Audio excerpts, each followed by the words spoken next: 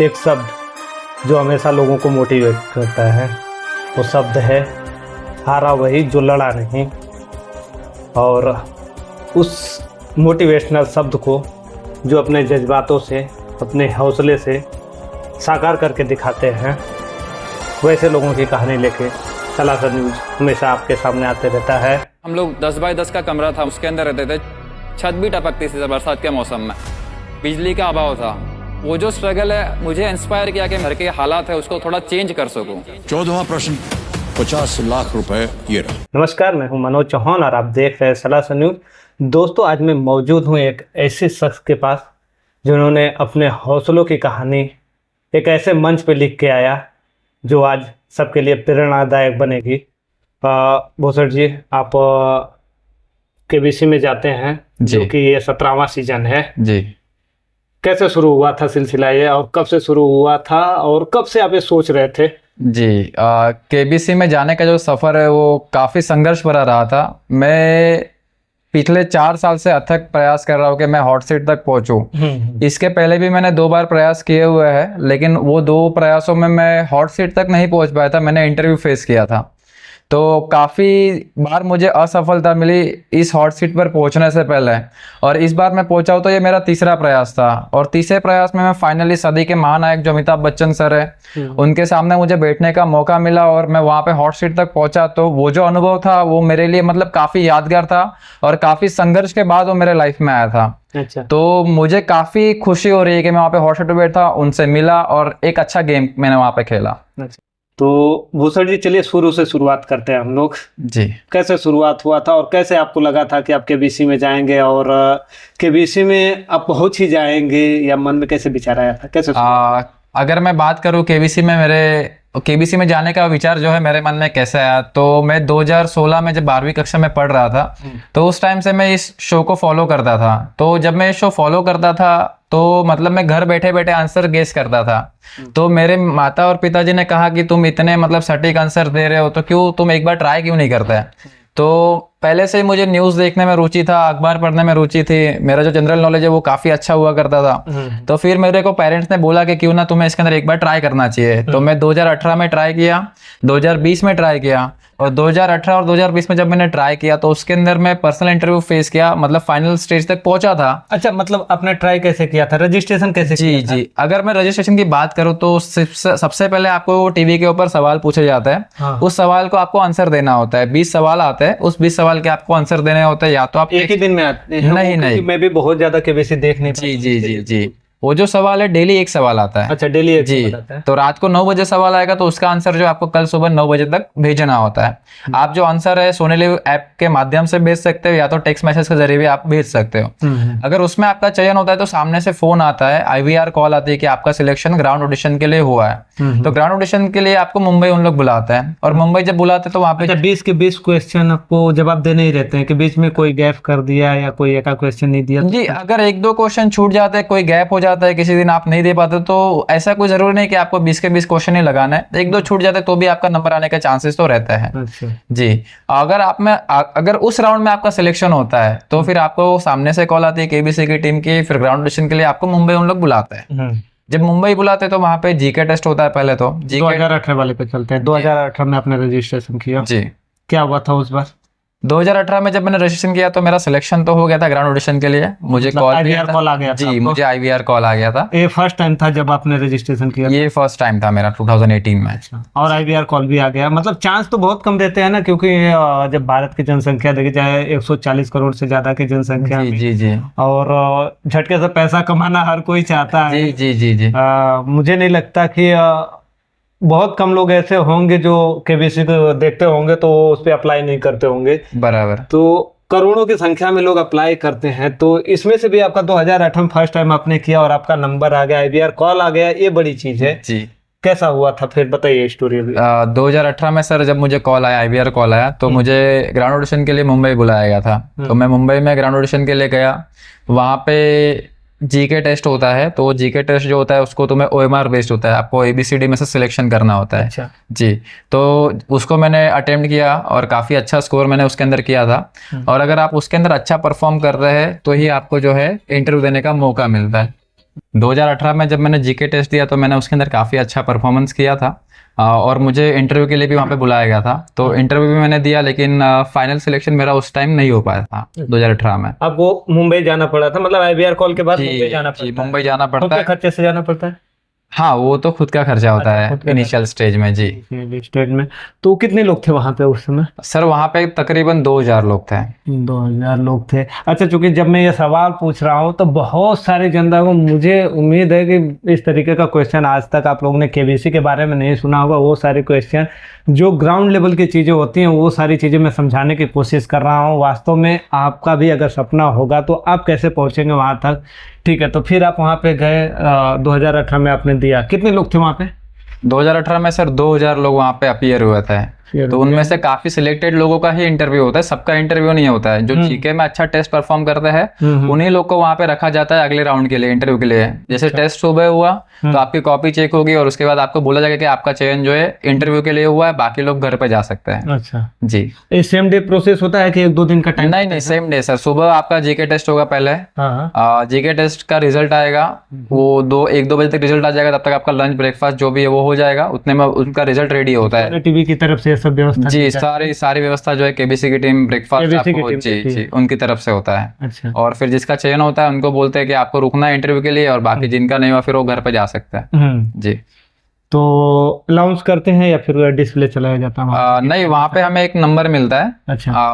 उसके ऊपर अपना नंबर लिखा होता है, चेस्ट नंबर 156, 152। वो नंबर से हमें मिलते तो उन लोग नंबर से ही बोलते हैं कि इस नंबर का चयन हुआ है तो ये नंबर को यहाँ रुकना है, जिसका नहीं हुआ है वो घर पे जा सकता है। ठीक है। ये 2018 में आप इंटरव्यू तक पहुंच गया था जी। क्या हुआ था इंटरव्यू में? इंटरव्यू में जनरली वो बहुत ही आपको नॉर्मल सा फील करवाएंगे। ऐसा कुछ नहीं है कि मतलब एकदम हाईटेक इंटरव्यू होगा। तो वो कैमरा फेस करना होता है उस इंटरव्यू के अंदर भी।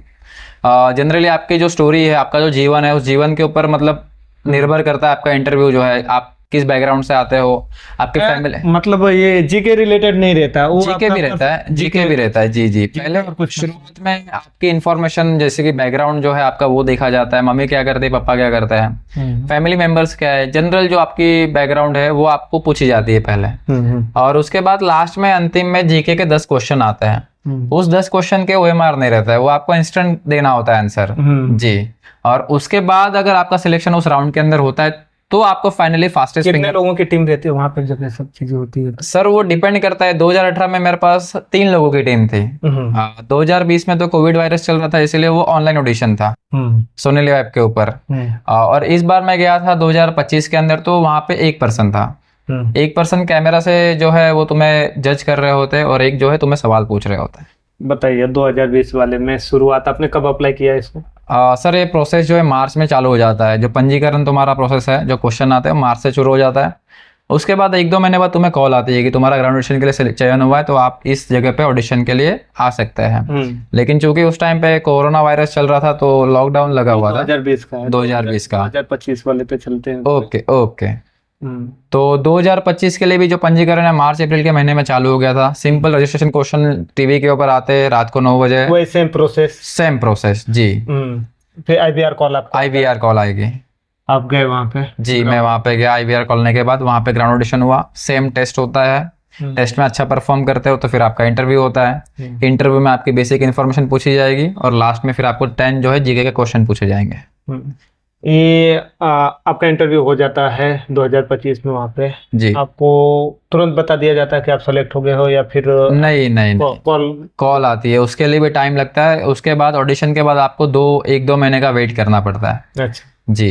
वो 2 महीने बाद फिर कॉल आएगी या फिर 1 महीने बाद भी आएगी, डिपेंड करता है आप किस क्लस्टर में बिलोंग करते हो, एरिया से बिलोंग करते हो। तो वो कॉल ऐसे आपकी कंटिन्यूस आती रहती है जी। ये आप वहाँ से इंटरव्यू देने के बाद कंटिन्यूस कॉल, मतलब वो समझाइए जरा, दर्शकों को भी समझाइए किस तरीके का कॉल कंटिन्यू कंटिन्यूस मतलब जो है अगर आपका चयन हुआ है तो जैसे कि आप देखते होंगे फास्टेस्ट फिंगर में 10 कंटेस्टेंट का एक बार में नंबर आता है। तो 10 कंटेस्टेंट का उन लोग को बारी बारी कॉल जाता है। तो किसी को 1 महीने पहले भी आता है, किसी को 2 महीने के बाद भी आता है। जैसे वो शो काफी लंबा चलता है, दिसंबर तक जो है। आपको बताया कब जाता है कि आप सेलेक्ट हो गए हो? ये हमें तकरीबन 20 या फिर 15 दिन पहले बताया जाता है कि आपका चयन हो चुका है फास्टेस्ट फिंगर के लिए, तो आपको शूटिंग को इस डेट पे आना है। अच्छा, क्या प्री शूटिंग होती है कुछ? प्री शूटिंग नहीं सर, प्री ये शूटिंग प्री शूटिंग मतलब ये आपका जो प्रोमो होता है यहाँ तक टीम आती है उनकी? जी, उनकी टीम, केबीसी की टीम जो है घर पे आती है तुम्हारे। तुम जहाँ काम कर रहे हो वहां पे आती है, तो वहां पे सारे तुम्हारी जो स्टोरी है उसको कवर करने की कोशिश करते हैं वो लोग। केबीसी की टीम खुद घर पे आती है। आपके प्लेस पे, वर्क प्लेस पे भी जाती जी, है? वर्क प्लेस पे, जहाँ मैं फिलहाल मैं आर के देसाई कॉलेज में असिस्टेंट प्रोफेसर हूँ, तो वहाँ पे भी कॉलेज में भी आए थे, इन्होंने विजिट किया था। अच्छा, जी। वहाँ पे आए थे। कैसा माहौल था जब वो घर पे इस तरीके का हुआ कि भाई आप सेलेक्ट हो गए? जी, मैंने तो किसी को बताया नहीं था कि मेरा सिलेक्शन हो गया और मेरा गेम भी हो चुका है। मैं मंगलवार को घर पे आया था। लेकिन जब वो केबीसी की टीम जब घर पे आई शूट करने के लिए, तो मतलब लोगों को मालूम पड़ा कि इतने सारे कैमरामैन, वो 5-6 लोग घर पे, मतलब किस काम के लिए ऐसा। तो फाइनली तब जाके पब्लिक को मालूम पड़ा कि अच्छा ये केबीसी में खेल के आए, तो इनका जो है अभी स्टोरी के लिए केबीसी की टीम घर पे आई हुई है, कॉलेज में आई हुई है। कॉलेज के जो स्टाफ मेंबर्स है काफी एक्साइटेड थे, बच्चे काफी एक्साइटेड थे कि वहाँ पे केबीसी की टीम आई। केबीसी में जाने से पहले टीम आती है कि खेल के आप वहां से आते हैं केबीसी? जी, पहले भी जाते हैं, कुछ कंटेस्टेंट के घर पे पहले भी जाते हैं और किसी के बाद गेम होने के बाद भी जाते हैं। जी, गेम होने के हाँ, ये डिपेंड करता है, ये इसका कोई मतलब क्राइटेरिया नहीं होता है। पहले भी आ सकते हैं, बाद में भी आ सकते हैं। हमारे राउंड के अंदर भी कुछ लोगों का पहले हुआ, कुछ लोगों का बाद में हुआ। जी, प्रोमो के लिए तो आप जी जी। गए थे, वहां पे पहुंचे केबीसी में, क्या माहौल था? पहली बार इतने बड़े सेटअप पे पहुंचना, नर्वसनेस कुछ फील होता है? जी, ऑब्वियसली अब तक तो मैं बच्चे लोग के इम्तिहान लेता था। उस दिन और ये फर्स्ट टाइम मेरा इम्तिहान था, तो मैं भी काफी नर्वस था, क्योंकि सदी के महानायक सामने बैठे हुए अमिताभ बच्चन, जिनकी एक झलक पाने के लिए लोग मतलब तरसते हैं। और मुझे उस हॉट सीट तक आने का मौका मिला और उनके सामने जो मैं बातचीत कर रहा था, तो मुझे अपने आप को नर्वसनेस लग रहा था। जो पढ़ा हुआ है ऐसा लग रहा है कुछ भी नहीं पढ़ा हुआ है। तो उनके जवाबों के आंसर देना, पूरे कैमरे को फेस करना, वो म्यूजिक, वो लाइटिंग, वो बैकग्राउंड, मतलब नर्वसनेस तो जरूर होती है सर, इतना पढ़ के भी। फाइव फिंगर पे पहुंचने तक का कैसा एक्सपीरियंस था? जब वहाँ पे सवाल पूछे जाते हैं, कैसा माहौल रहता है वहाँ पे? सर, माहौल एकदम कॉर्डियल रहता है। केबीसी की टीम आपको काफी सपोर्ट करती है हर चीज के लिए, आपको जो भी जरूरत होता है केबीसी की टीम आपको हर चीज जो है प्रोवाइड करवाती है। वहाँ पे रुकने की व्यवस्था केबीसी टीम की होती है, तुम्हारे आने का, तुम्हारे जाने का सारा खर्चा जो है केबीसी की टीम बेयर करती है। और वहाँ पे तुम्हें मतलब एकदम नॉर्मली ट्रीट किया जाता है। ऐसा तुम्हें कभी लगेगा नहीं कि मतलब तुम बाहर के मेहमान हो, ऐसा लगता है तुम अपने ही घर में आए हो। कितने लोगों को अलाउ करते हैं फैमिली से वहाँ पे जाने के लिए? फैमिली में तुम्हारे साथ एक कंपेनियन जा सकता है। अगर तुम दूसरे मेंबर्स लाते हो तो फिर वो तुम अपने खर्चे पे ला सकते हो। अच्छा जी, एक कंपेनियन को उन लोग अलाउड करते हैं उनके खर्चे पे।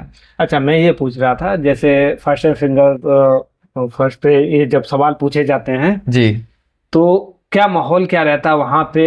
मतलब बिल्कुल इस तरीके का हो जाता है कि बस ये प्रेशर है, जैसे अपने एग्जाम में कि बस अभी नहीं हुआ तो कभी नहीं होगा, फिर इस तरीके कितना प्रेशर क्या रहता है? सर बहुत प्रेशर रहता है फास्टेस्ट फिंगर में। एक तो सारी यंग जनरेशन होती है और आप तो जानते हैं कंपटीशन का लेवल अभी भारत में कितना बढ़ चुका है। सभी यहाँ तक पहुंचना ही आपस में बहुत बड़ी बात है कि आप 4000 लोग में सिलेक्ट हुए हो, आप 10 में आए हो, तो जाहिर सी बात है नॉलेज तो सबके पास में है ही है। लेकिन अभी वहां पे ये है कि जल्दी कौन आंसर दे पाता है उस चीज को। तो कभी कभी जल्दी में मिस्टेक भी होती है, एक आध दो सीक्वेंस ऊपर नीचे लग जाए तो फिर आपका जो कॉन्टेस्ट है वो चांसेस कम हो जाएंगे। तो हमें जल्दी से आंसर तो देना ही, लेकिन सही आंसर भी देना है। जी, तो प्रेशर रहता है कि जल्दी से जल्दी आंसर दे सके हम। फर्स्ट फिंगर में आप आते हैं फर्स्ट। जी, अमिताभ बच्चन अपने भारी आवाज में नाम पुकार महसूस हुआ था? जी, जब वो नाम पुकारे कि इस राउंड के लिए जो फर्स्ट नंबर पे आता है भूषण सरोद है, बहुत एक्साइटमेंट, मतलब मैं तो जोर से मतलब चिल्ला पड़ा वहां पे। वो आपको देखने मिलेगा कल के एपिसोड में जो मेरे रिएक्शन थे, तो वो शब्दों में बयां करना मुश्किल था। कुछ टाइम तो मुझे ही विश्वास नहीं आया कि उन्होंने मेरा नाम पुकारा है। एकदम ब्लैंक हो जाता है ऐसे करके कि सच में मेरा ही नाम पुकारा है कि नहीं पुकारा है, ऐसा। क्योंकि काफी वेट कर रहे होते हैं हम ऐसे वहां पे बैठने के लिए, और जब मौका आता है तो काफी भावुक मोमेंट भी होता है।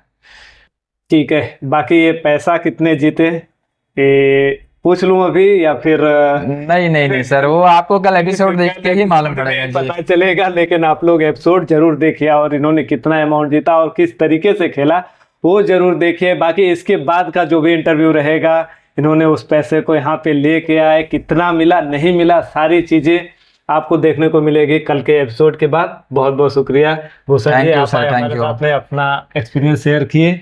एक बार फिर से आपका बहुत बहुत शुक्रिया, धन्यवाद कि आपने मुझे मौका दिया। और आप जनता इनकी कहानी आगे की जानने के लिए आप चैनल से जरूर जुड़े रहिए। अब देख रहे थे सलासर न्यूज, मैं था मनोज चौहान, कैमरे के पीछे से सहयोग कर रहे थे अंजनी शर्मा। शुक्रिया। 14वां प्रश्न 50 लाख रुपए आपके स्क्रीन के ऊपर ये रहा।